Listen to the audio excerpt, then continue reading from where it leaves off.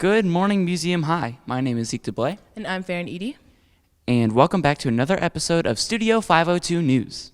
We thank you for joining us once again for another interesting and informative episode. Today, we will be talking about topics such as recent political developments, school announcements, and more. First, we'll be discussing a recent climate strike that happened a few weeks ago, ran by the climate advocacy group Sunrise GR. A few of our students attended this event, and one participant recorded a speech that took place during the strike. As we stumble our way through the first fifth of this century, what we need is a bit of the past and a lot more of the future. Yeah! We need a country that allows for dignity, that lives in the heart of each human being to blossom. The Green New Deal is, I believe, the only plan that we have to make this a reality. It's the only plan that even seems willing to try. It may seem like a lot of change in very little time. Impractical, I've heard it called. But the challenges we face are not practical. They are massive and require massive response. Thank you for another informative video. Now on to some controversial news. Just after the new year, President Donald J. Trump ordered an airstrike with the intent to kill members of the Islamic Revolutionary Guard Corps, of which General Qasem Soleimani was a member of. His death was very impactful to the situation, after tensions from the decade-long war peaked. The airstrike caused massive uproar between both countries. As a result of this, it seemed that tensions between the two have reached all-time high as General Qasem Soleimani's successor then swore revenge against America. A week or two after this event, multiple rockets were fired at an Iraq military base that was housing American troops at the time. Shortly after this event, President Trump gave a speech in which he said that he would not allow Iraq to obtain any nuclear weapons whatsoever and that he would not allow a war to break out. Iran appears to be standing down, which is a good thing for all parties concerned and a very good thing for the world. Our second to last story today circles around the recent coronavirus outbreak.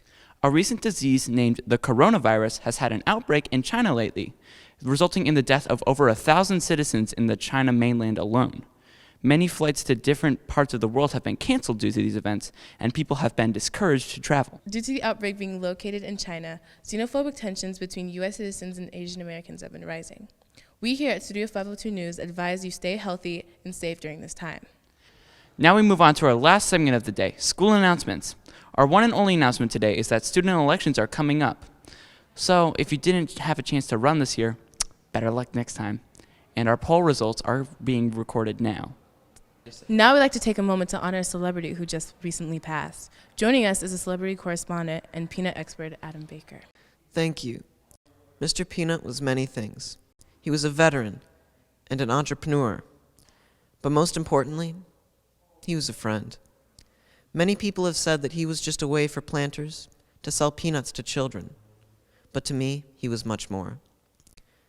Mr. Peanut's death hit me like a bag, a 50-pound bag of Planters peanuts, freshly roasted in the flames of a crashed automobile.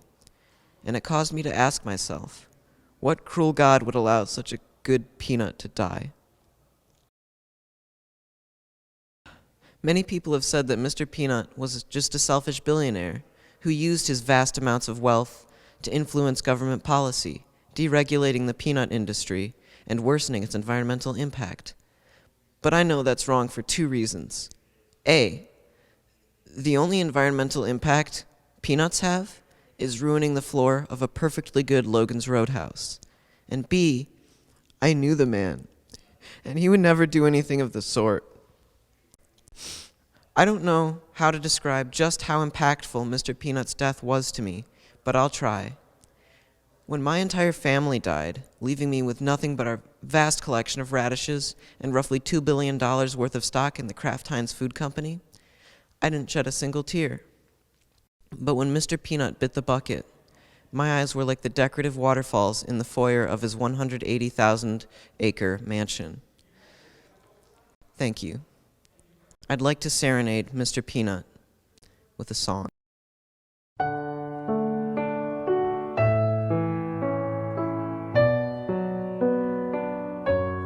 Hi, I'm Mr. Peanut.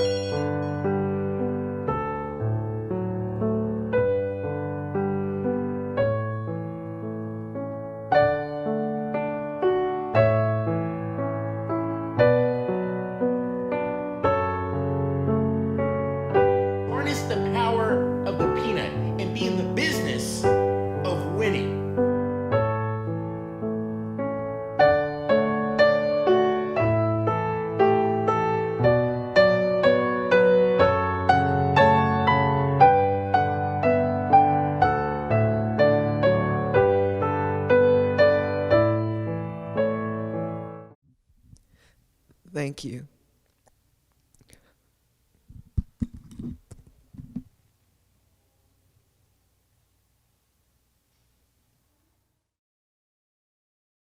Now, you can't spell nutrition without nut, am I right?